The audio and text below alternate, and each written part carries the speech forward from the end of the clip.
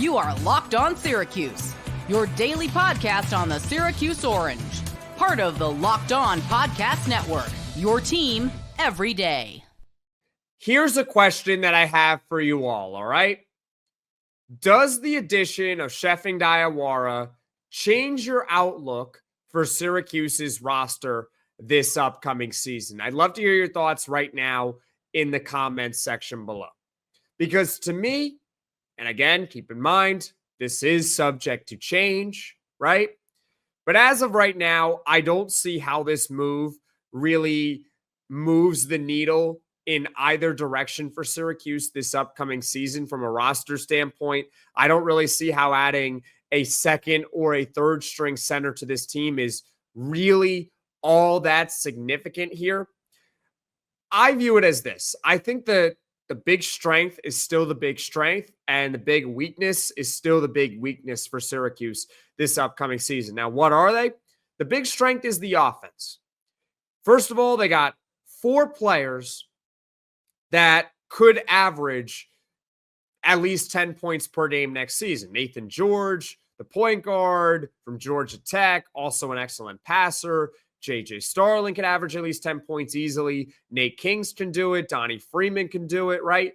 And Syracuse also this offseason, they got a little bit more athletic.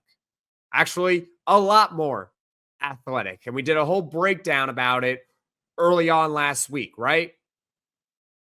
Talking about all the strengths for Syracuse.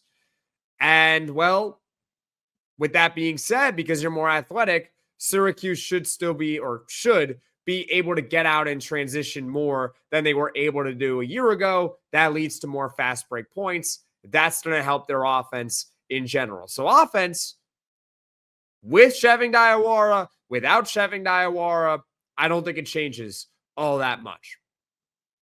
Now, as far as the weakness, it's the defense. There aren't a lot of players who really project to be good defenders for Syracuse basketball this upcoming season. Right? I got a feeling that Syracuse next year is going to win games 87-84, and they're going to lose games 91-87. It's just how it's going to be, I think, next season with the defense. Now, the way, I guess, where Tiefing could move the needle for Syracuse basketball and really help the roster in general is if he is good right away and he, again, can provide that defense and that rebounding. Because I was thinking about it, with Tiefing's size at 6'11" and a 7'3" wingspan, that's ideal, obviously, for a center. You could potentially put him on the floor with William Kyle and Sadiq White. Those could be your 3 best defenders this upcoming season for Syracuse, and they could all feasibly be on the floor at the same time, because William Kyle, 6'9", he's versatile. He can play power forward. And Sadiq White, 6'8", long, athletic. He could easily play small forward for this team this upcoming season at times. So if you have all 3 on the floor together, there's a possible lineup of Nate George, either J.J. Starling or Nate Kings to be your shooting guard. And then you got Sadiq White, William Kyle, and Tiefing Diawara. That could be your all-defense lineup for Syracuse basketball in situations where they need stops. I guess that's where Tiefing Diawara can have his biggest impact on Syracuse this upcoming season and help solve one of their big weaknesses.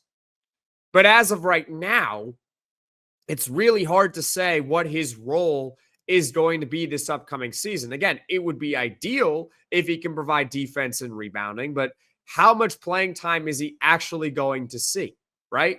That's why I think it would be best if he plays a lot in the exhibition games.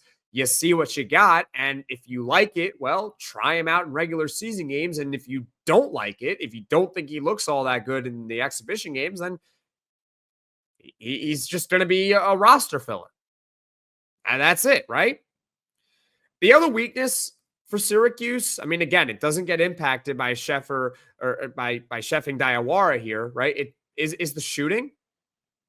Aside from Nate Kings, they really don't have any other pure shooter on the team. But again, I don't think that that's a big deal for Syracuse because I think that their offense will be okay. I think that they're athletic and they'll be able to run in transition, and that might be able to make up for the fact that they don't have a lot of shooting on the roster. And of course, Tiefing Diawara, he really doesn't provide any shooting for Syracuse this upcoming season. One more thing I should add, though. I just thought of this. I did not prep it in my notes. That's why sometimes I look down here on this podcast. I have my notes right here in front of me. So I mentioned earlier, 81.8% from the free throw line so far in high school this season.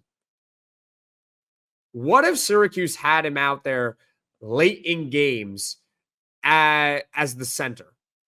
And the reason why you would do it is because he can shoot free throws. William Kyle and Ibrahim Souare are not good free throw shooters. They are liabilities at the free throw line. I think William Kyle last year shot 39% at the free throw line at UCLA. Now, granted, he was better at South Dakota, but still, I'll take 80+% from the free throw line over even mid 50s, right? So maybe that could be another way that he helps the team, is the free throw shooting late in games. You might want to have a guy like Tiefing Diawara on the floor as your center in that position. But overall, I still view the team in a very similar way. I think they are better than last season, but that's not really saying a whole lot. I think that they are a 16-win to an 18-win regular season team. And unless that's great and that's good enough for an at-large bid, I don't think it will. Then as of right now, I don't see top to bottom Syracuse basketball making the tournament this upcoming season, which is, well, kind of the whole goal, kind of the whole point of the season this upcoming year is they have to make the NCAA tournament. Hopefully they can prove myself wrong. I'd be happy if they prove me wrong. I'm a Syracuse fan and I'm a Syracuse alum, but that's where I see Syracuse at this point right now. And barring a significant addition, maybe a guy like Jameer Watkins, I don't see how that outlook is really going to change a whole lot.